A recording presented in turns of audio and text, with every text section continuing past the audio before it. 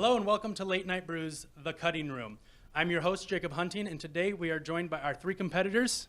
How are you guys doing today? Doing pretty good. So why don't you go around and introduce yourselves, starting? I'm Nick Ranger. I'm the executive producer of Alone. I was the former producer and kind of the director last season. I am a junior, and this year I'm just kind of taking a step back. I am the vice president for GVTV, so I'm not allowed to have a show, but I still work on Alone quite heavily. Hugh Boyd, Late Night Brew, teleprompter. Oh, okay, it's my turn. I'm Faith, work on Alone, crew. And also joining me today as judges, we have over in the corner. You want to start? Oh, I start. I'm Kyle Brown. I'm the former producer of Caffeinated, and right now I'm currently working on this show and kind of dabbling with all the other shows that GVTV has. I'm Lucas Nielsen, and I work on Late Night Brew. I was one of the hosts of Late Night Brew for a second, actually. Temporary host, yeah. They will also be doubling as fact checkers to make sure our competitors are actually speaking truth and not making things up about their movies. So, it's Cutting Room. Let's get into it.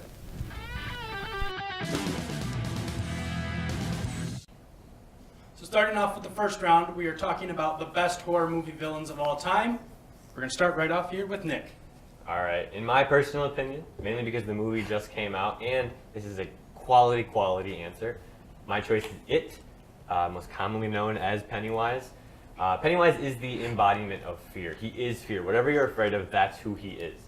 And it's terrifying, and that's who he is. And he feeds on that and gets stronger. There's no way you're going to defeat him. He is fear. That's my choice. My choice was Michael Myers, and I chose Michael Myers because he was the embodiment of evil. But he was the embodiment of evil 10 years before Pennywise was the embodiment of fear. So his embodiment was more important, and he was a more influential villain.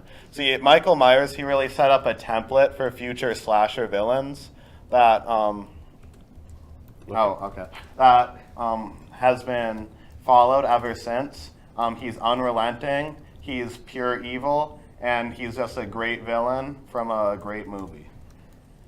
So my choice was Jigsaw. Okay, so you guys know the new Jigsaw movie came out. Yes, it did. So let me tell you why Jigsaw is such a great villain. So he actually teaches his victim lessons. It's not like just, he has like no weaknesses. He's like the best villain of all time. And you like, it's like a element of like, who is he? You don't really know, but that element of surprise just gets you every time. All right, so now we're going to open it up for actual fighting. So, keep it clean, keep it nice. Why does everyone else's opinion suck? Well, I think I'm going to start it off real quick.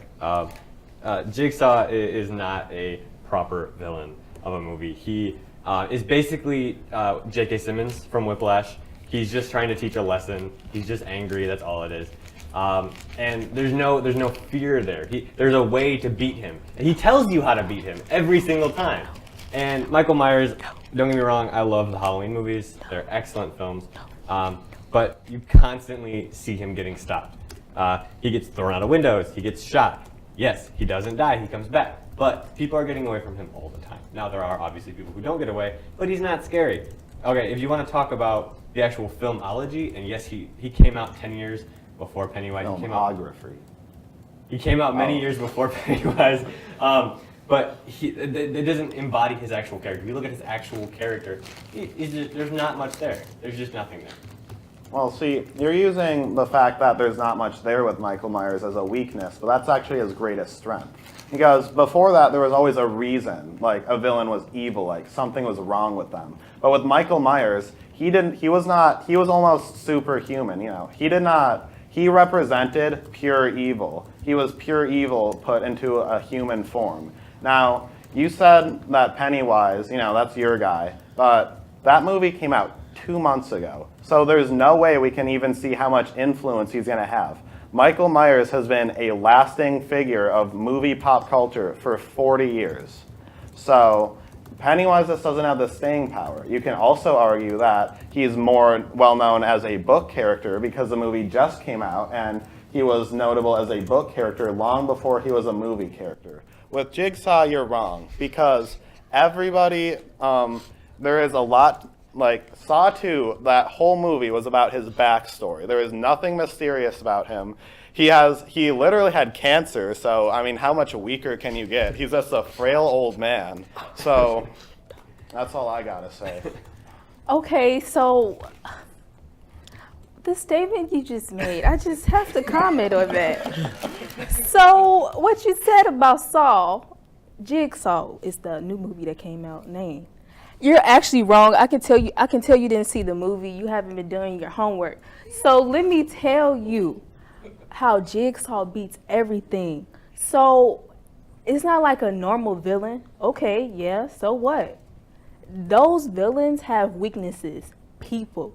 Jigsaw doesn't have any weaknesses. Cancer.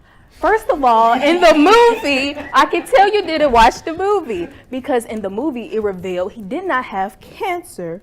Somebody switched the test scores. So I can tell you have not been prepared for what I'm about to say. And again, all these characters you guys named, they just rely on weaknesses of other people. Jigsaw is more intellectual, and actually he gives his victim a chance to redeem themselves. Do you guys characters do that? I mean, villains? I don't think so. Yeah, but Jigsaw is just an old guy who likes puzzles. That's all he is. My grandpa could be Jigsaw. We don't know. And when you think about Jigsaw, you don't think about who actually is Jigsaw. You think about a little doll on a tricycle. That's not really that scary. You think about a character who isn't who he actually is. And that's not a villain. Okay, back to Michael Myers, because I love arguing against Michael Myers. You don't get a chance to actually understand who Michael Myers is as a character. Let's say you put all three of these villains in the same universe, okay? Get rid of all their film arguments. Look at their character and who they are as a person, okay?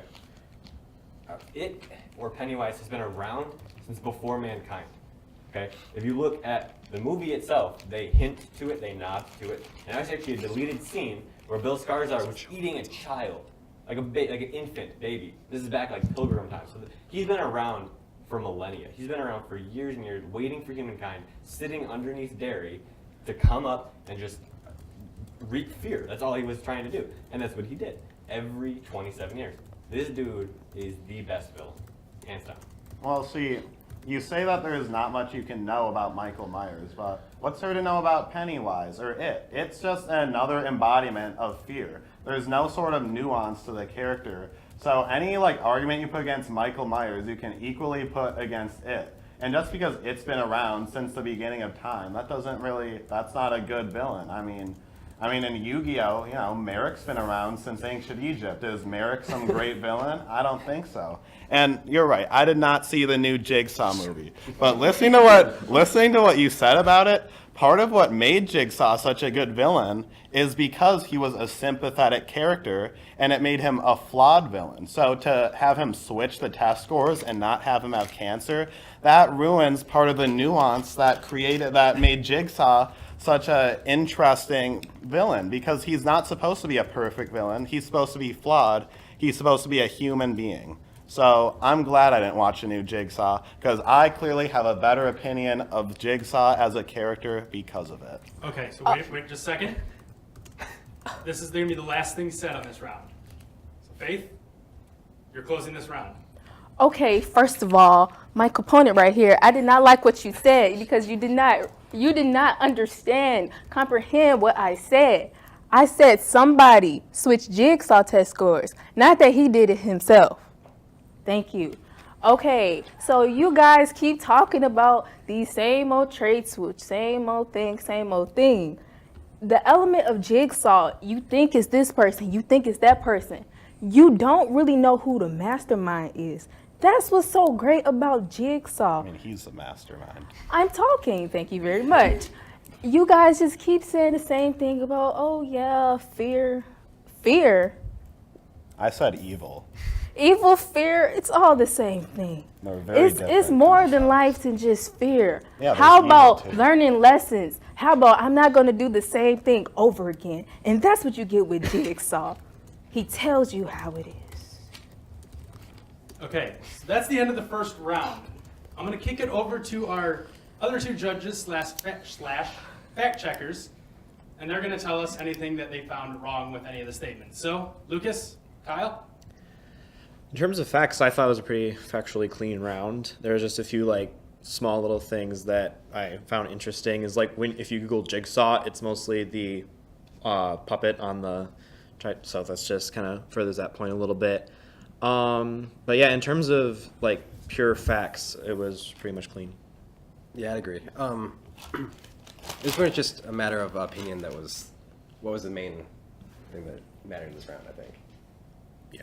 Their arguments. All you're basing this off of is their arguments. You're not looking at, putting aside the characters, who they actually are. You're just looking at what they said in their arguments. Mm-hmm. I think the facts of the characters are really important, though. Are we getting that? Are we getting to that section right now, like the characters and talking about them? Yeah, if you want. Yeah. In terms of like the characters, it's mainly like the two, like you'd said, is Mike Myers and it are similar in terms of being kind of these legendary characters who spawned like inspired like other villains in the future. And I do think though that it in the 1990 movie was already influential because that is a character that's like fondly remembered. That was a TV miniseries, so that doesn't count for a movie villain. But then you have Jigsaw on the flip side, who is this more like a human character who is more hiding behind this kind of image, which is very interesting. But that separates like those two characters from the other character very well, I think. And I really like some of the arguments that you guys made. I think each of you had the Jigsaw thing was kind of back and forth, apparently, because his backstory was very heavily given in those original movies, but then was also, rewritten with like the new one that came out. So, are you ready to say who you want to vote for? Well, I think it comes down to a matter of what do you find more more fear like. I'm going to say that I really liked the Pennywise arguments. I think that Jigsaw also almost took it for me, but there was just a few things that was like the embodiment of fear itself. And then I know something was mentioned is like it's not only about fear, it is best horror movie villain, so fear is probably the biggest component in this. So but it's like, what do you find more scary though? Like people turning on themselves, like Jigsaw's victims actually are the ones who have the choice to like get out of their situation in a way, or do you find it more scary to have this unstoppable force? I What do you think think, Pennywise is a lot more scary. All right, thinking Pennywise. Why Pennywise over someone like Mike Myers? Over someone like Mike Myers? Well, I think that Mike Myers kind of, one of the biggest points is that with Pennywise, there were some things that like we're obviously only taking what they said into consideration. With Mike Myers, You can also things that they didn't take into that they didn't say. You can use that against their arguments. Like if you think they had a point they could have made, but they didn't. They chose not to make it. You can hold that against them. oh, if we're gonna do that, no one mentioned that Pennywise was beat up by children. I think that's a pretty big I was blow waiting for that. against. I was waiting for that. That was brought up. I was a put little it worried into about it, consideration, but it was no- never no brought one up. said So. anything. Yeah, no one brought it up. So the fact that no one brought that up, if someone brought that up, I definitely would have swayed towards them. The fact that Nick did bring up that Mike Myers isn't that successful. I mean, they're making the new one. He obviously like I haven't seen all of them, but he obviously still hasn't killed, the main actress like after all these years. So I'm But probably Pennywise going to never go. killed any of the children. He That was killed a also lot of not other brought children. up. It was not brought up either. That wasn't brought up Whatever. either. So- So Whatever. I didn't bring my Actually- notes. Based Well, I on didn't what- make notes anyways. I don't care. based on what was purely brought up, I'm gonna have to go with Pennywise. Lucas. I think it is. I think I'm gonna have to agree with you actually, and I don't know if like it's just because of Nick's good arguing skills or just the fact that there have been a lot of Saw movies and a lot of movies with Mike Myers and only one modern movie with Pennywise, and yeah, he scared me more than those other films. And I think it had a huge impact. Like all the Saw movies there's so many of them, and I haven't heard people talk about Saw as they talk about it. But the fact is that he like is the scariest thing to each individual person too. Is just more frightening. Yeah. I think it's a stronger way to have a villain kind of become all-encompassing, scary to like everything, every possibility. So I'd go with that. All right. So I want to say a couple things. I am going to have to also give it to Pennywise, but runner-up for me was Jigsaw. But 'Cause I did like the fact that you brought up. He is a human being. He is, but at the same time, I think it is scary when people have to face their own dilemmas, like things that he's teaching them lessons, and I do find that kind of scary to me. So I did like that part you brought up, and then, but yeah, for me I also did like the fact you did bring up Pennywise is a very new villain in terms of movie. If you don't factor in the TV miniseries, which is about movies, so, but I had to also just give it to Nick, just his arguments about all of that. I thought was really well wrapped up and nice. So round 1 is going to Nick and Pennywise.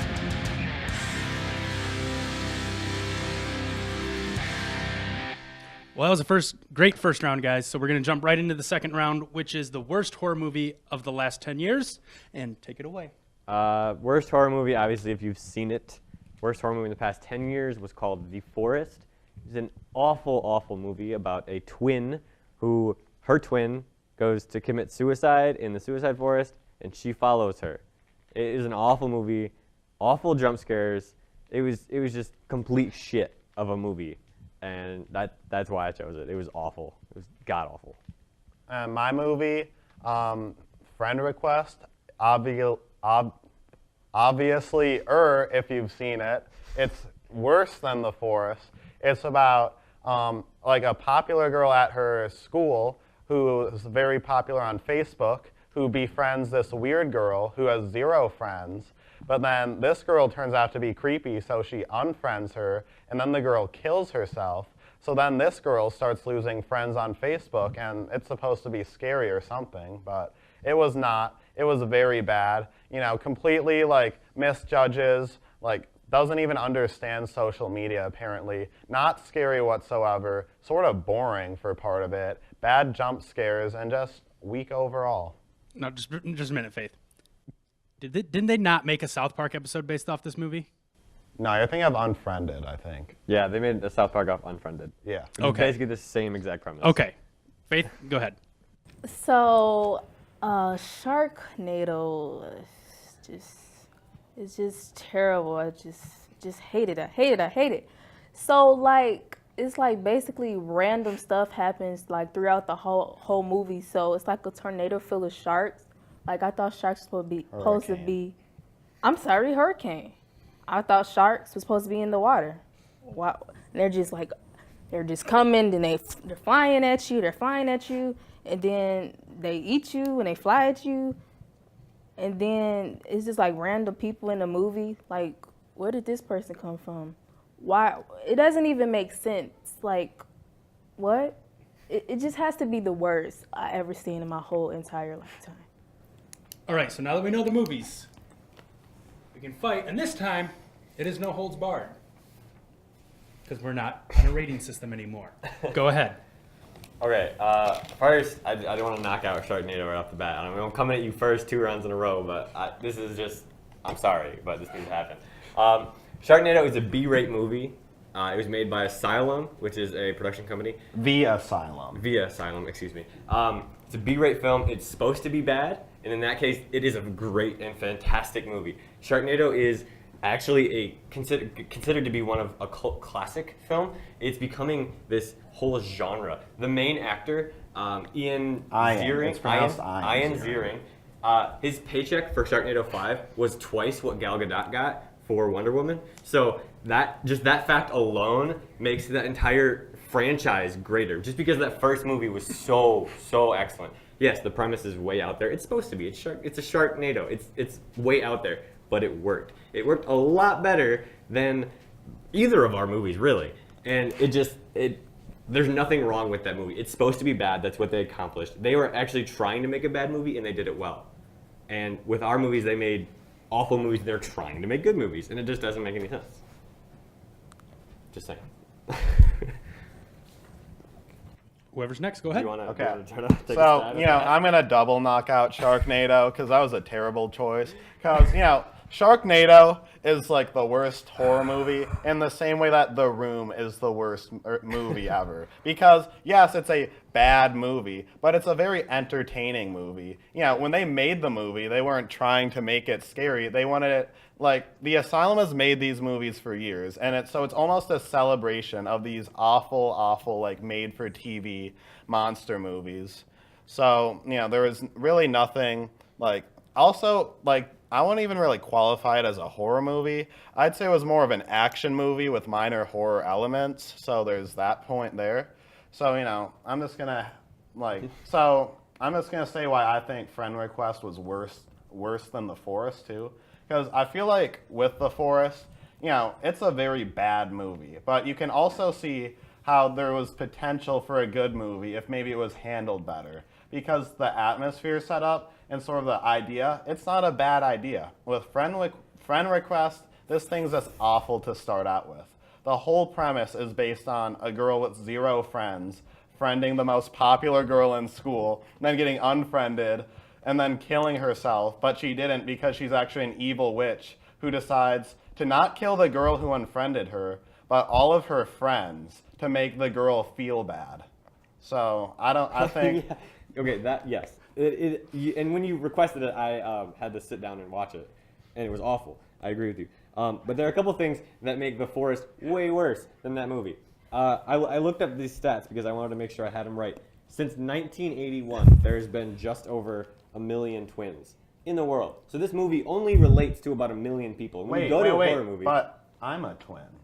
Okay, that's you. Good. So it's good for you. So one of the 3 people arguing is a twin. Okay, but it's good for you. It's not good for anybody else. The reason you want to go to horror movies is because you want to be scared. You want to have that lasting impression of fear that you can be like, oh crap, this could happen to me. You go to this movie, I'm not a twin. It's not going to happen to me. I'm not going to go to the Suicide Forest in Japan because I think it looks fun. I'm just not going to do it. And it doesn't relate to anybody except twins. And it's awful. As a twin, I'm telling you, Friend Request was still a worse movie. Yeah, but Friend Request is a comment on how we use social media. But it's not. It does. It takes the whole idea of Facebook and all these other social media organizations, and it blows it way out of proportion. So you take that, you sit down, you go, okay, what do I do on Facebook that makes people feel like crap? And then you start thinking about it. In that aspect, it was a well-done film. Yes, the effects are not very good. And neither are The Forest. You look at The Forest, my 5-year-old niece could do the effects that were in The Forest. And it was a very effect-heavy movie. So it was just crap. The jump scares didn't work. Nothing in that film worked at all. Okay, wait.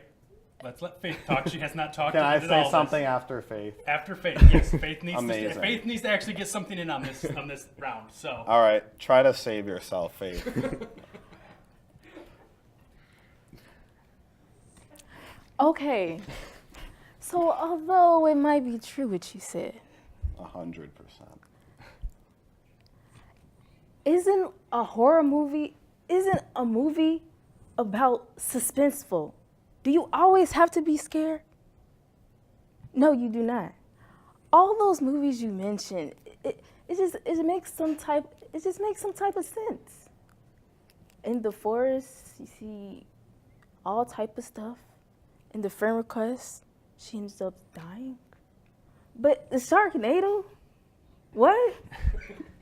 What is happening? Why are sharks just coming out of the blue? Like, who? What was the point of just? I don't even know what to say. It's just, I'm lost for words. Well, see, but you're taking a ridiculous concept and equating that to saying it's a bad movie. Whereas I think that like a concept that goes wrong is worse because you take something like Big Trouble in Little China. Okay. That's a beloved movie for decades now because you can because Sharknado, just like that's like a cult film. That's meant to be. It's ridiculous, but it's entertaining. It's enjoyable. Whereas it's not. It's is. It's too random. I like shark. It's too random. He chainsaws himself through a shark. How is that not It's too entertainment? random. I would say since they have made 5 movies, Yeah. some people do find it enjoyable. Something's This going guy. right. I like Sharknado. I love it. I have both Sharknado 1 and I hate Sharknado 2 it. posters on my wall at my house right now.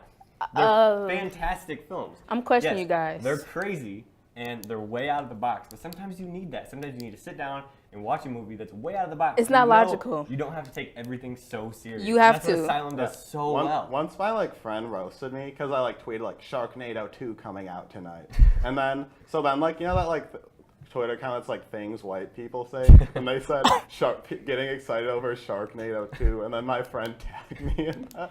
Let's get back on track. Yeah. Let's get back on track. Sorry, that was a little aside, just add some color to it. But so what was I gonna say? See, I should have brought my You didn't notes. have anything All right, else to but say. friend request. You said that was a comment on social media, but it's not, because nothing that the girl who unfriends her does is unreasonable. Because this girl has a bunch of creepy shit. She starts messaging her constantly throughout the movie, and she just becomes a full-on stalker. So nothing that this film states even matters to social media. They just use social media.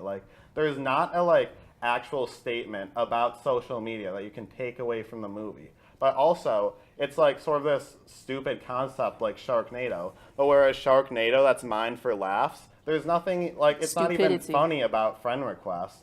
Friend request is just a poorly made concept that's not even tongue-in-cheek. They try to be completely serious, and it just doesn't really work. All right, we're going to go to last words. No interruptions. We're going to start with Faith. Okay, as you guys keep mentioning these movies, they all just kind of have a storyline. Sharknado does a little bit, but it's just too random. Why are sharks just coming out the blue hitting people? Why? How does that make sense? Why is this movie even? Okay, you? All right, well, you say that it doesn't have a storyline, right? But, let's take one of, a couple of very highly received films, like a Terrence Malick movie. Terrence Malick doesn't really have a storyline in any of his movies. He just has, this, voiceover narration by a Southern dude. And, suddenly Tree of Life wins the Palme d'Or, Koyani Scotzi, that doesn't even have any characters. It's just aerial shots of cities and nature. La Jetée, that's, just complete pictures, right? So Sharknado is actually, by not having a storyline, is following in the vein of Terrence Malick movies and other high-profile avant-garde movies. So that way you can almost look at Sharknado as a pinnacle of cinema.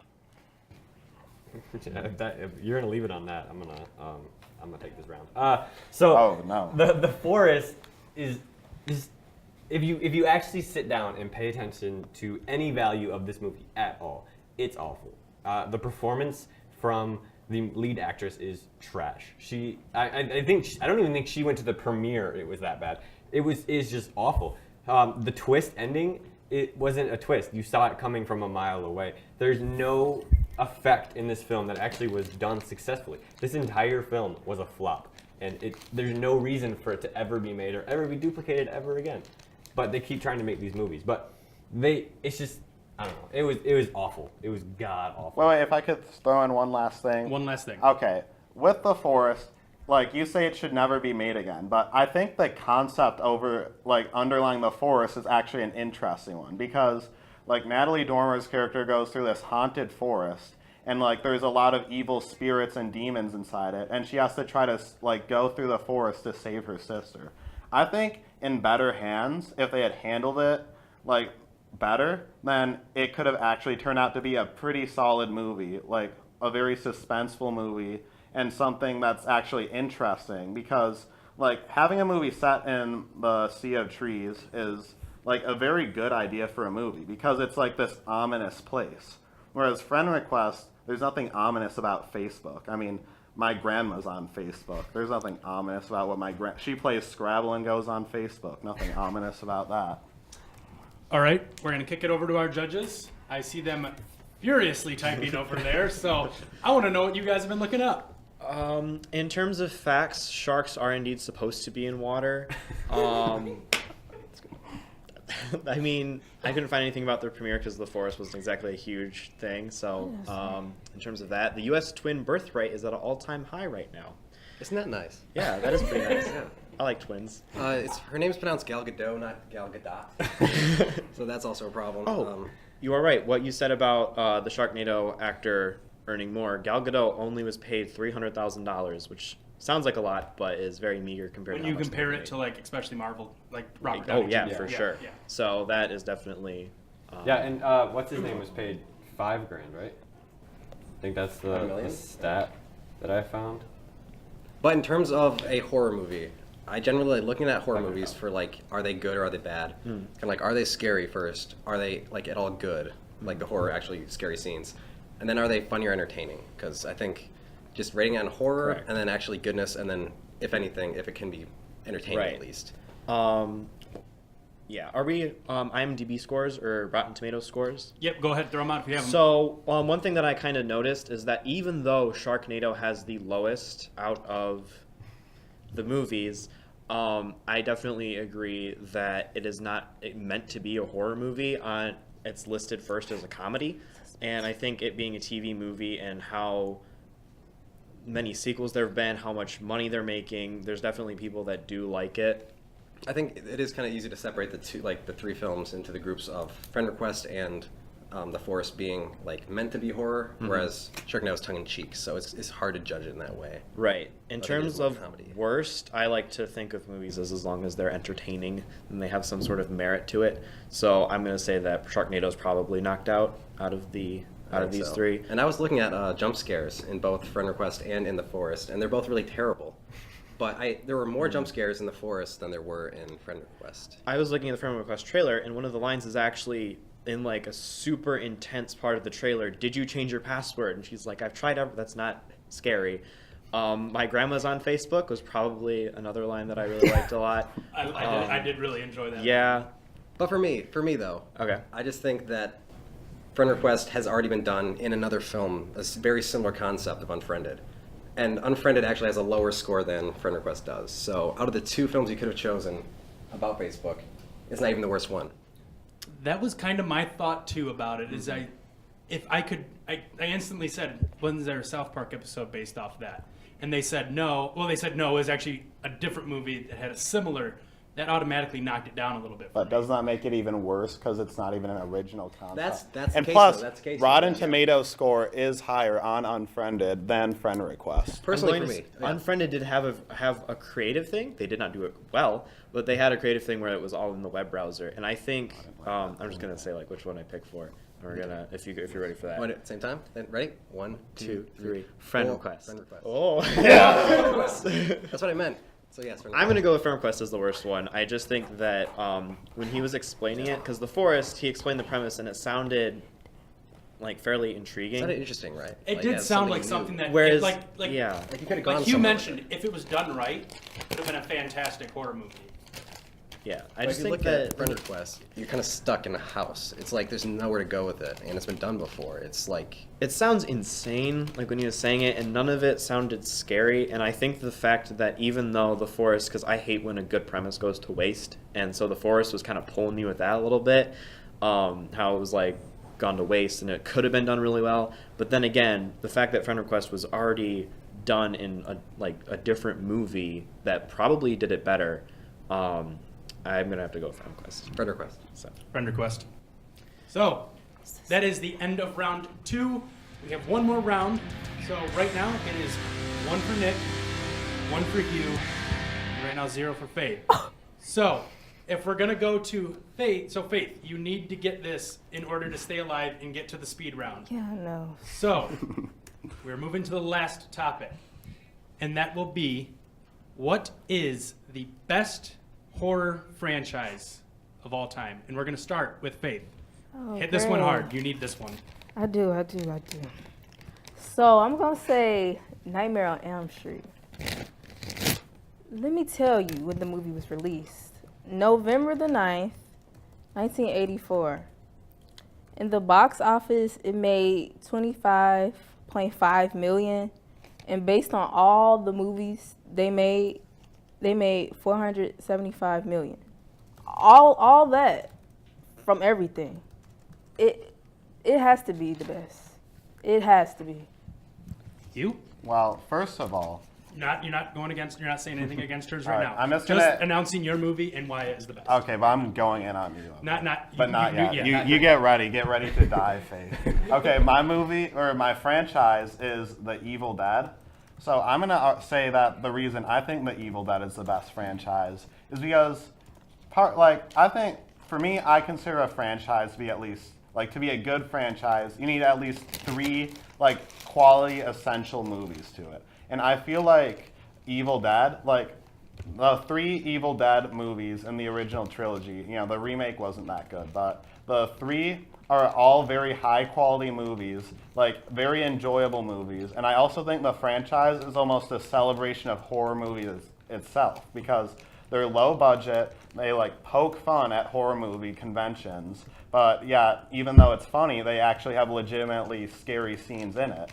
I also think it's a unique franchise because it focuses on the hero and it makes him the most entertaining character of it. And I think in most horror franchises, it's the villain that usually steals the spotlight. So to have Ash be the iconic character from that sets it apart from other franchises. I think there's just more consistency from movie to movie and higher quality movies than other horror franchises.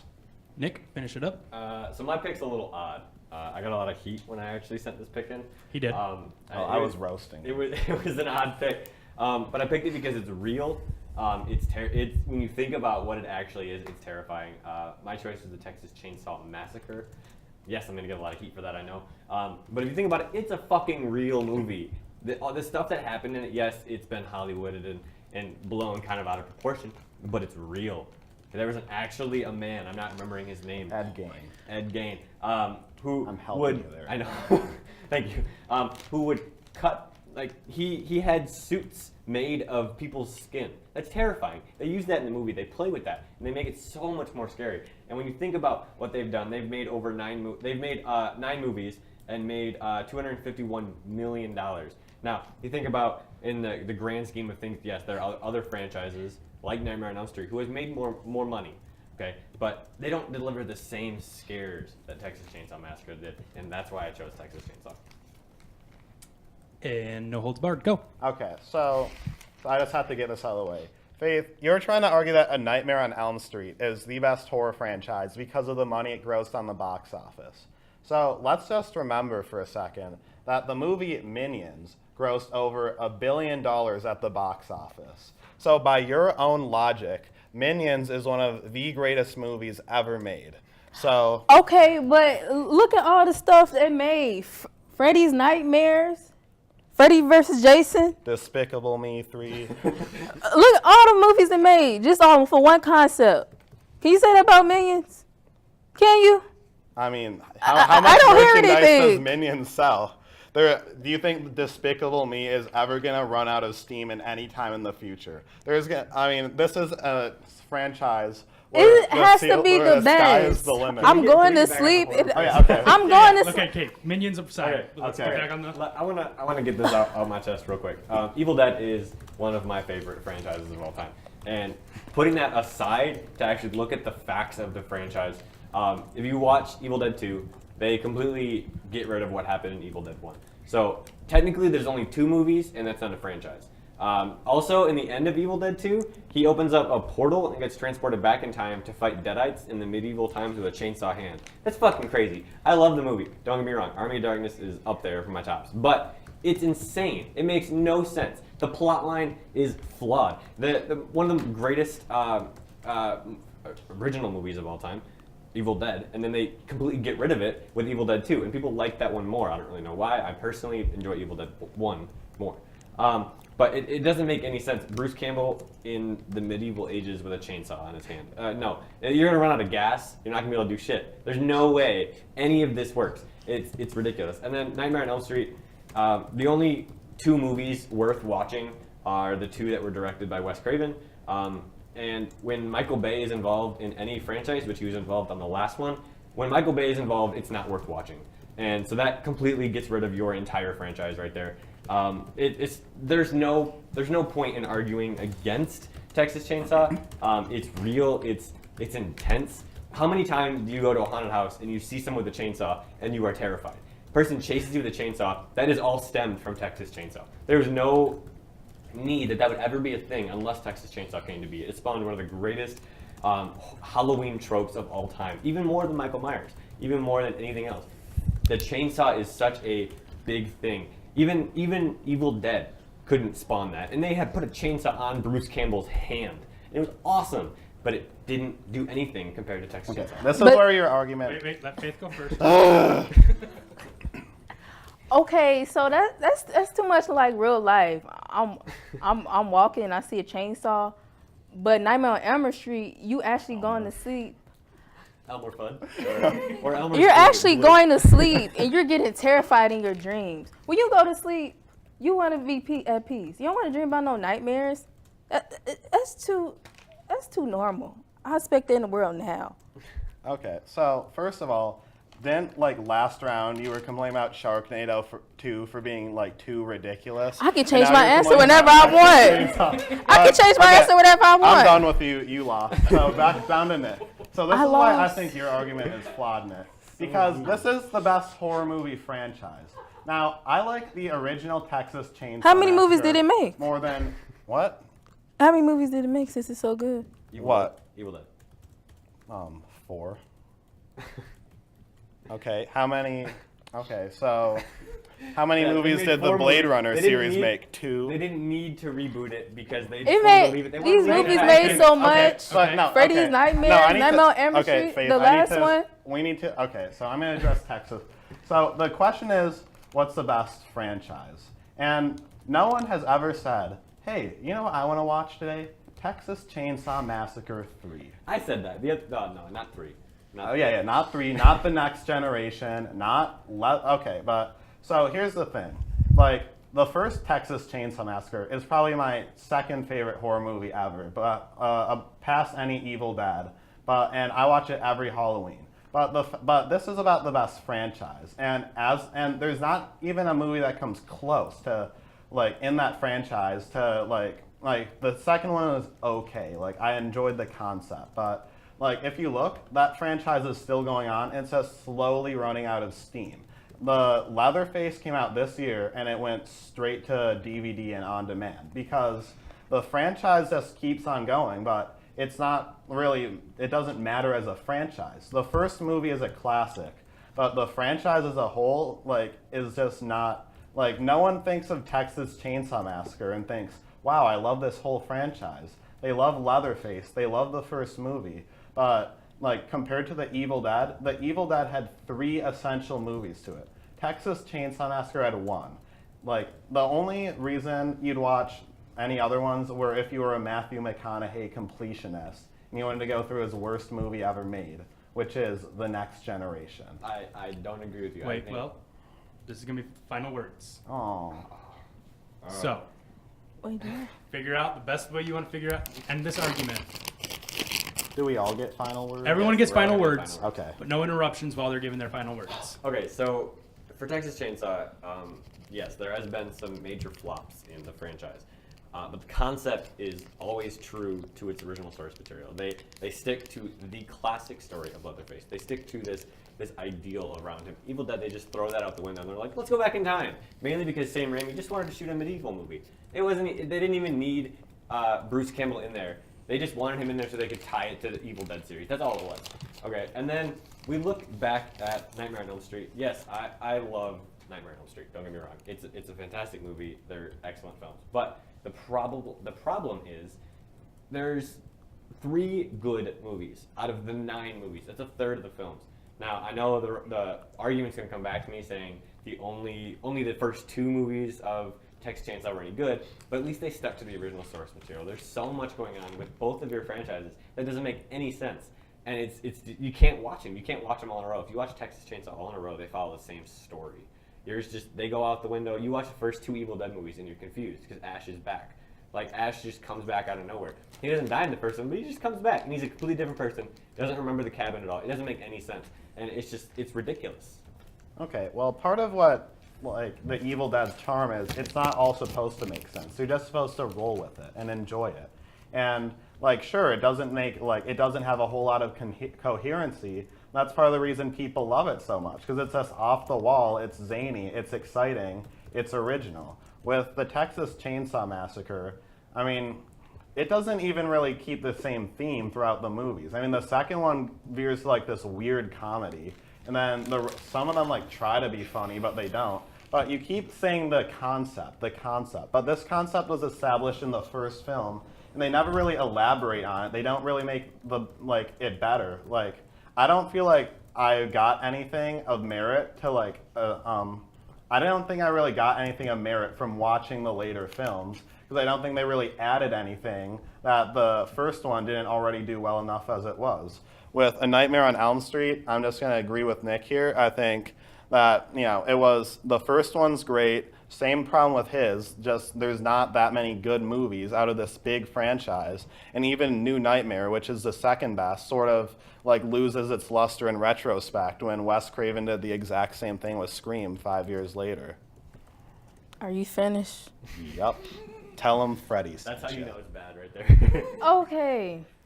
So Nightmare on Elm Street is so good. That legendary Freddy, you remember him. What is your movie again? Exactly. It's a cult movie. It doesn't have a wide appeal. What is your movie again? You actually asking me, or you just gonna interrupt me? Yeah, I feel like Leatherface is one of the most. Nightmare on Elm Street is so good because it's not practical like all these other people are talking about. You going to sleep and you get it. You gonna down your sleep. Why? Where you get that? Nowhere else. What? Okay. What? Okay. And We're down to Jake final words. So We're going to kick it over to our judges and our fact checkers. Not as much type in this round, but I still want to know what you guys found. My brain, if you could start. My brain's, I'm still doing something. Well, looking at the arguments, I think it was really good arguments this time around.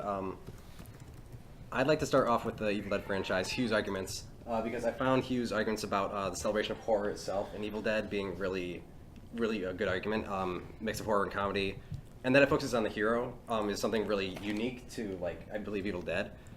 And I think that's some of the things that make Evil Dead really intriguing and special in terms of all horror franchises. That was my favorite which argument too, is that it focuses on the hero. You don't get that in any of them. Nightmare on Elm Street, it's all about Freddy, and then yours, it's all about Leatherface. You don't stick with the heroes. You only stick with the villains. One would argue that, though, for Evil Dead, this was kind of mentioned, kind of not mentioned. The first Evil Dead doesn't really focus on Bruce Campbell's character at all. Ash. Ash. It doesn't focus on, Ash very much. And then the remake, I don't know if that's considered part of the franchise, that it's a remake, but those movies don't really focus on him as the character, whereas the future ones do. On the TV series. Kind of looking at their, just some kind of things to, get out of the way. There's been 9 Texas Chainsaw movies, 9 Nightmare on Elm Street movies, 4 Evil Dead movies if you count the remake. And the TV series. And the TV series. Yeah. And to be fair, there were reboots about Nightmare on Elm Street and Texas, and about 4 of the Texas Chainsaw Massacres were from the reboot. These have all been remade. 4 movies. They've all had remakes in the Correct, past. yeah. Leatherface did have a limited theatrical release, but definitely not as big as any of the other ones. It went straight to DVD. Ed Gein is very creepy, and I wish I didn't look him up.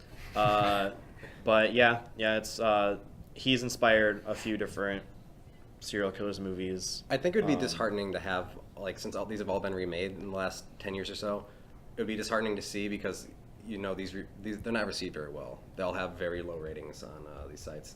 But I think the one that had good ratings was Evil Dead. Evil Dead had, if we're looking in terms of ratings, which factors in a little bit, because I know that they kind of mentioned how Evil Dead did have the best overall between the movies, whereas Texas Chainsaw and Nightmare on Elm Street did the same sort of thing, where Nightmare on Elm Street's a little bit different. The first one came out really strong. The second one I've seen, and it is really, really bad. But then there's a few in there that are pretty decent. Texas Chainsaw started off with the first one being the best one. And So, what do you think? What's your downhill. choice?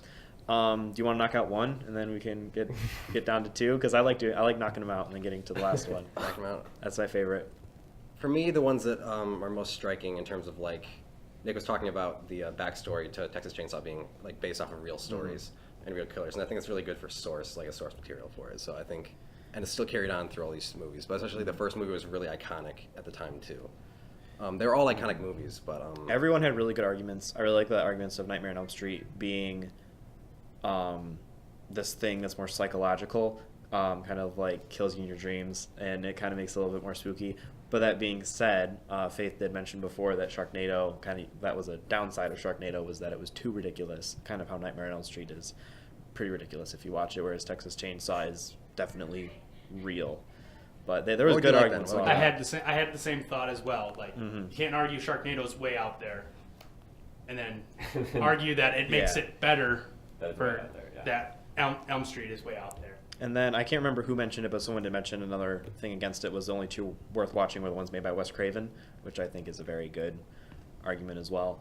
I'm having a really tough time deciding between Texas Chainsaw Massacre and Evil Dead. I think both made really good arguments towards the other. Minions has made over $1 billion. that's the thing though. Like, these movies have been around. Texas Chainsaw has been around longer than the Evil Dead. I have- They've both been around. Yeah, I have all the gross, how much money all of them made. Nightmare on Elm Street, 25 is not that much. Out of the 9, the original one was 7th in terms of. Well, that's with inflation too. Yeah, with inflation, it obviously differs, but in terms of that, you can't really measure gross by how good a movie is. I'll give my vote right now. Even though I Okay. love Evil Dead, personally, you can probably tell. I'm gonna go with Texas Chainsaw because it's been the franchise that has had 9 movies, similar to the same as Nightmare, but it's also has this really intriguing, like it's kind of a super cult classic in terms of the first film, Right. in terms of low budget horror being one of the first. So I think it has a legacy greater even than Evil Dead, Okay. and it's still ongoing, and I don't think it's gonna stop. I'm going to go against you a little bit there. I think the argument's made in terms of the consistency of how good it is and how So Evil Dead. is Evil Dead. I'm gonna go with Okay. Evil Dead on that one. Well, shit. Screwing break you it. over. I gotta break the tie. This is why I have judges, Exactly. besides myself. I did enjoy all 3 arguments. You guys all did a very good job. So I'm gonna have to give it to the Evil Dead, though. I did like the arguments for Texas Chainsaw, but I felt like the same thing that hurt Elm Street also kind of hurt you is that there were so many movies and not all of them have been good. Yeah. that was a Whereas good Evil Dead, mostly from what I'm hearing, I haven't seen any of these movies, so I can't really. But from what everyone's been saying, Evil Dead movies are better in terms argument. of They all are. 4 of them. They are. I'm not gonna doubt it. They are better movies. So By far. I'm gonna have to give it to Evil Dead.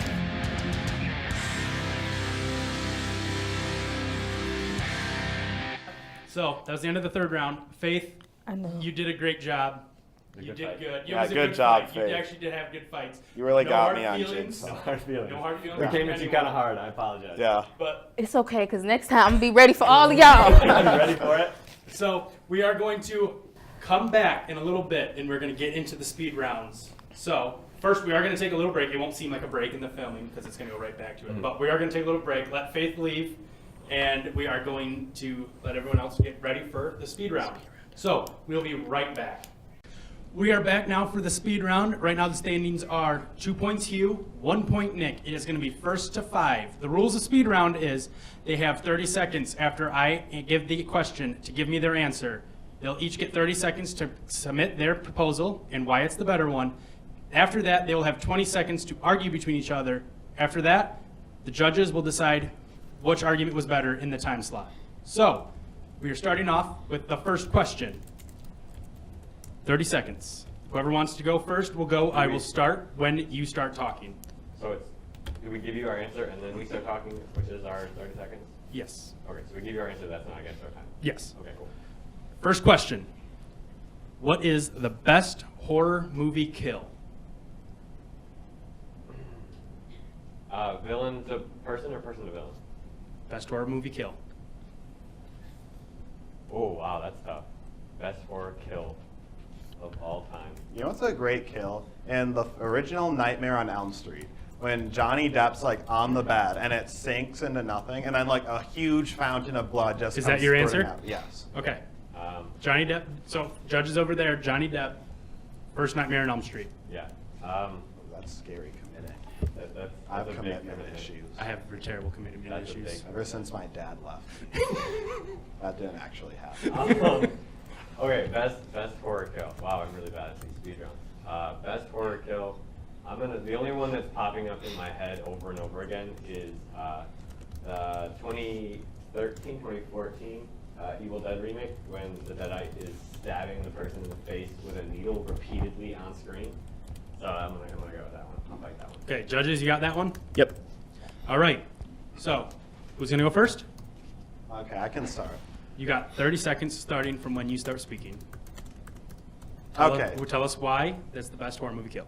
Okay, so what made that such a unique kill is like a movie like A Nightmare on Elm Street hadn't really happened yet, and for such a gory, crazy, off the wall kill, something like that was completely unique to that franchise. Like something like Johnny Depp just coming out in a fountain of blood, bursting from his bedroom. That could have never been done in pretty much any other slasher franchise. But that was a kill that was it really exemplified the kind of Stop. oh, that's so short. The Fountain of Blood kill has happened before. We saw it in The Shining. We saw it in a couple different movies before Nightmare on Elm Street happened. Now, if you go back to 2013, you see the Deadite stabbing someone in the eye with a dirty needle over and over and over again on screen. They're not holding back. You see the needle in the eye over and over and over and over again. You see the pain. You see all this gore. It is the best kill. It sticks with you no matter what you do. That is the most effective kill of all time. And that's all I'm saying. Can I change my answer? I don't know. Nope. Okay. Just a second. I got to reset the clock. Whenever you are ready. Well, 20-second rebuttal. Okay, well, I think that eye stabbing kill, I mean, that's been done before, and I don't think that's unique. You say the Fountain of Blood, but it was a flood of blood in The Shining. Well, with the Nightmare on Elm Street, it was being physically gushed out like a geyser, and that had never been done. And that wasn't just random blood. That was Johnny Depp's character. He's coming. That's how short it is. That's 20 That's seconds. 20 seconds in the second round. I need to talk faster. Yes, it might have been done before with Evil Dead kill, but the way Evil Dead did it, it was so impactful that when you lay down after watching that movie, that's the scene that comes to mind. It's terrifying. You see all this pain. Can you imagine being killed like that? It would be the worst way to go in the world. It would be, terrifying. You think about putting contacts in your eyes. And Stop. that hurts. Judges? You ready? Almost. Okay. So I'm currently having a tough time deciding. I like both the arguments. I do think that this is the speed run. We should probably be super quick with this. I'm probably gonna go with the Johnny Depp kill from Nightmare on Elm Street mostly because Nick did say it was done before in The Shining, but they are two totally different contexts that it is. The Shining is blood in the elevator, whereas the other one is that's Johnny Depp, and that is him being that is his blood going up there. And the eye stab kill has been done before in other movies, before The Evil Dead. And even though it is I just watched it as we were going through it, even though it is definitely scary and grotesque, it has been done before. And I think that the iconicness of the Johnny Depp kill, that's the first thing I think of when I think of Nightmare on Elm Street. So I think that Hugh took it. I'm gonna have to say, yeah. I think just Hugh's descriptions of the uniqueness of it, being in that movie, can only be done in that movie because it's the dreamscape, and it's a geyser of blood, and it's Johnny Depp. It's you remember those characters, you remember that actor, you remember everything about it. Basically, everything about it is kind of iconic in a way. Yeah. So I'm gonna have to say also. All right. I was going to Geyser of Blood as well. I think it's more terrifying. You don't know what really happens. Yeah. So, good job, Hugh. 3-1. We're going to go to the next. 2 more for Hugh. You got to get 2 more. Nick, you have to make a comeback if you want to stay alive. Next, 30 seconds. You get to say your answer. Best killer weapon of all time. Chainsaw. Vampire fangs. We got those down. Okay, you guys getting those written down? Nick had chainsaw. Are we accepting vampire fangs as a weapon, considering they're part of the body, or? What do you guys think? You guys are the other judges. You have to hold a weapon usually. Yeah, I'm They gonna hold it in their mouth. say it's close enough that we'll give him like some good time Okay. to think of If another you can one. defend it. What? If you can defend it. Okay. Do you Otherwise, think you can have defend it? Opportunity to change it if you want. Okay, I'm gonna defend it. Okay. Okay. You know, I'm up 3-1. What do I have to lose? And so, okay, cocky. Okay, Nick, since you're down, you're gonna get the first 30 seconds. Whenever you start talking. When you think of horror, when you think of pain and being scared, the first thing that comes to your head is chainsaw. It's not vampire fangs. Vampire fangs, again, like we were just talking about, is not a weapon. It's something that's in your mouth. And yes, they might be iconic in some form of horror movies. The iconic horror movie weapon is a chainsaw. And when you think of a horror movie with fangs, you think of Dracula, you think of this, you think of one character. Chainsaw can be anybody. Yes, you do mostly think of Texas Chainsaw Massacre, but you can think about anything. Any horror movie can have a chainsaw. Stop. So, to me, vampire fangs represent a form of intimacy, which is unique to that because, you know, it's scary because it almost sort of represents society's fear of getting close to one another. Because the vampire oftentimes, you know, it'll go to kiss somebody, but it'll bite them. And that's scary because that's human interaction being turned against it to scare people. That's psychological. That's far more intimate and like chilling than just a dude with a chainsaw.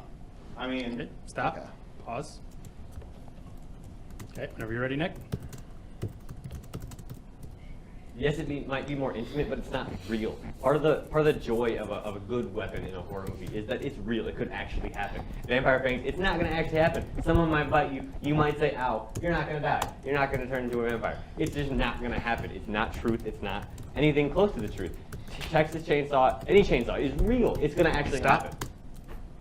First of all the time in nature, animals will die from being bitten because rabies, you know, Komodo dragons have a lot of staph virus in their mouth. I don't have enough time for this. So basically, oh no, I'm losing my train of thought. Okay, so the vampire, they bite, you know, that's scary, and Judges, do we even need to go to you guys? Nick wins, I think. Yeah, I'm giving it to Nick. Oh, I wanted to say stuff. Okay, Alright. go ahead. Say No, what we're you still gonna. Okay, I didn't know if we're. I do think that Hugh picked something that was really tough to defend, and he really Same. had a strong start. I think that like the intimate and like the human interaction, I think that was a really, really strong start. But I definitely also think that Nick took it with the universally feared, and it's like a real thing. I remember what I was gonna say. No, Can I- no. So I just that. think it being real that it could happen is what made it for me. Same. And also like just vampire. You're not really worried about a vampire coming after you. You're scared of a guy with a chainsaw if he starts running at you. no, yeah, it's just anybody, yeah, and I think that can be used by And if some anybody. as random horror person related, bites so I you, kinda- you're just gonna be like, "The fuck's wrong with you?" I was gonna say Kinky. chainsaw, I paused for a second. Okay, so right now it's 3-2. First 5. Next question is the best special effects used in a horror movie. Okay, American Werewolf in London. No.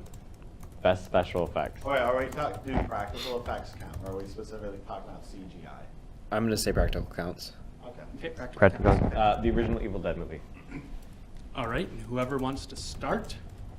Okay, so what was unique about An American Werewolf in London and how that like sort of legitimized like so for that actually won an Academy Award for best like effects, which had never happened in a horror movie before. And to show the transformation to a werewolf in such detail, like that had never been done. But you know, this like sort of changed the way we look at those movies. Because you know, if you look at The Wolfman or something, you know, they didn't have the technology to be able to convincingly show Griffin Dunn becoming a werewolf. But that was Stop. Yes, at the time they made a convincing argument, but if you look back at Evil Dead, even today, the effects are believable. The effect is terrifying. If you look back at American Wolf in London, not to take away anything from the movie, it's laughable. The effect is, it's cheesy, it's cheap. I could do that on my budget, which is $0. Evil Dead, they did such an excellent job with the low budget that they had that it made it look like it was this huge budget film. It's still terrifying. If you go back and watch the original Evil Dead movie, you will see those girls in your nightmares. It's terrifying, even to this day. Wait, can I change my argument? I No, thought I have a better no. one. Okay, so with An American Werewolf in London, I think you look back and it's still very convincing. We have to look at the place that has in horror movie history. That made every other horror movie have to step up their game when it came to the effects they use, because that was so effective in showing like the villain and like its body horror. I mean, that was really one of the first body horror. Yes, it made people step up their game in that time, but Evil Dead still makes people step up their game. When you watch the original Evil Dead film, even for people in college, coming out of college, any filmmaker in general, when they're using practical effects, they look to the original Evil Dead movie to see what they did, to see how they can improve on it and make their film better using practical effects. And even in the new werewolf movies, they have to outsource all that. Stop. Judges? Wait, do I get another thing? Nope, that's it. All right, so American Werewolf did win for Best Makeup, which factors into the transformation scene, which is the main thing I think of when I think of the effects in that. The Evil Dead budget for the original one, which is the original one, correct? Okay. 1981. Good. The original one, the budget was $350,000. The American Werewolf budget was $10 million. So that kind of goes with Nick's point a little bit of it being a low budget that was able to do a lot with makeup. But I think that Evil Dead, even though the makeup is really, really well done, American Werewolf did have a lot with the actual effects. But then Hugh didn't really bring up that it's actual the actual effects of it changing, and I think that that's a lot more striking. Yeah, that's it. I think Transformation that he underwent. I think the thing here is that it's best special effect, not the one that's like most inspiring, which is what I think Nick was getting at. But it's more Correct. like because it's really good low budget effects that make it look great, but the Werewolf in London one was so great that it was like inspiring to people even to this day, and especially with people throughout the industry, game changer even. So Yeah. I think for me it'd have to be the Werewolf in London. So Hugh. I'm going to go Werewolf in London as well. I was going to pick, but 2-1. Right now, you're up 4. Pick 2. Rocking that 2 game. Okay, next is the best use of a jump scare in a horror movie. Wreck. What? Wreck. You know what? Wreck. R-E-C. Oh, yes. Yeah, I would not have pronounced it like that. What, R-E-C is that what it is? That's what I call it. I Or don't know. I record. call it wreck. Record? Wait. Okay, that makes more sense. I'm gonna say Insidious Chapter 3, the over the window shot that they did. Judges, you guys got that? Okay, so just to clarify, what? It's Wreck. Is that Wreck right? jump. Yeah, Okay, Wreck okay. jump, yeah. It's Wreck. the one with the like lady screaming as the poster. Okay, so it's like recording, like the little. Yeah. Okay, gotcha. And then Nick, what was yours again? From Wreck.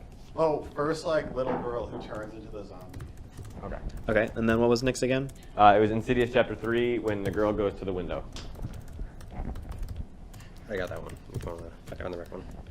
All right, and Nick, since you're down, you start first. Whenever you start speaking. The Insidious franchise has been known for building suspense and not really using jump scares as a tool, and using suspense to build the entire franchise. So when they actually did put this jump scare in, it was the best use because you were not expecting it. You were expecting her to go to the window, look down, and see nothing, and maybe see her reflection in the water because I believe it was raining. But you don't expect a jump scare right there. It's not happening. There's no music build. I don't remember a music build. There's nothing that would convey that there is a jump scare coming other than the long shot. And they did this so well. It's so impactful that every jump scare after that.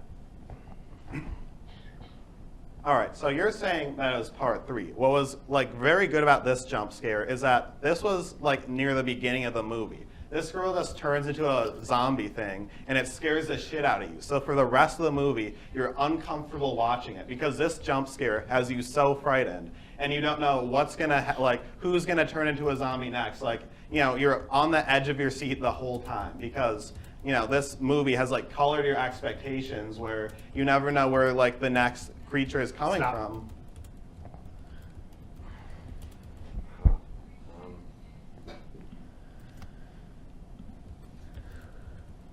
yes, Insidious, it didn't happen until the third installment, but it took that time to build up the suspense. It took that time to get you to know all the characters and get you to understand what was going on. It put you in the movie. It didn't just start off with a jump scare. One of my favorite expressions is they compare jump scares to coming too early, and I think that's what you're going to be a problem with here. If you go and you take this whole time, you build up these characters, and then you Stop. get it. Wait. Messed up. Okay. All right, first of all, it wasn't at the beginning of the movie. It was like 35 minutes in or something. But then, like, this is right as the zombie outbreak starts, like, reaching its head. So after this point, like, they want you to be as on the edge of your seat and uncomfortable as you can. I don't think any jump scare in that movie was a cheap jump scare. I think with Tristana at the end, or the attic. Stop. Judges. This is a very hard one to fact check because I don't think. Did you find the jump scares on YouTube or anything like that? I have the Insidious one. The Insidious one. So it's I know the correct one. I know the correct one. okay. So it's kind of hard to go off of the jump scares personally because I was trying You're to figure going off out. their arguments. Yep, I am, which that also kind of enhanced it. Something that I found, there's actually a website that counts how many jump scares are in each movie. Because Nick argued that Insidious doesn't rely on it very much. There is 11 jump scares in Rec, and there is 15 in Insidious Chapter 3. So, going off of that and going with the arguments of how, because he did say that it doesn't rely on jump scares and seeing that it's more, and how Hugh said that Rec kind of like sets you up. It's the first zombie that kind of sets you up to be on edge for it. I'm going to have to go with Hugh. And you can disagree if you found something on that. I just think it's interesting the different ways that they're talking about, like both are kind of about suspense, but it's kind of about like building suspense for like the rest of the movie with Hugh, but with Nick it's more about like just creating this one intense moment by not like leading you to expect it. I think that's more about what horror is about, is like not expecting something so it's more impactful. Correct. Whereas with Hughes, that's kind of a build up for like more tension throughout the story. But I do think the horror aspect of like that's the best use of a jump scare, making it even more like more intense. So I'm gonna have to go with Nick there. I think one moment of just pure kind of horror. Okay. So it's split. Hugh, you're not helping yourself. Back up. You're kind of scaring me. Damn. Cool upside. Has never seen either of them. I liked your argument about how it didn't really happen, but it's been proven that it happened actually more in yours. Whereas yours set the tone, which I feel is more valuable. I'm gonna have to go with you. Yeah! I kicked your ass, Nick! I disagree completely, but No, don't. don't flip the table. We don't need to flip No, the table. we're not flipping a table. Well, no. So, it was 5. Can I flip this? No, you cannot flip anything. We can't break things. It's not my studio. No. We're getting yelled at not to flip the studio. There, you flipped your phone. All right. Hugh, you have won the first ever edition. It's sad that your only clip that's going to get seen on Late Night Brew is you getting your ass kicked. I bet But you're also gonna put the one of me losing. thank you, both of you. Nick, good job competing. You're You're a both ferocious competitor. You're both definitely coming back on Faith as well. Yeah. Over to We our had good judges. chemistry. Thank you too. Thank You you. guys are definitely both welcome back anytime. In fact, actually, Kyle is a competitor on. You are Next episode. On the next episode. Next episode, So, you are actually the there's a competitor sneak peek on at the that. next episode. I'll judge We the are hell going out to of go you. from horror Awesome. movies to Pixar movies. So, until then, I'm Jacob Hunting. We've been joined by our wonderful cast. Thank you to our crew, and we'll see you guys all next time.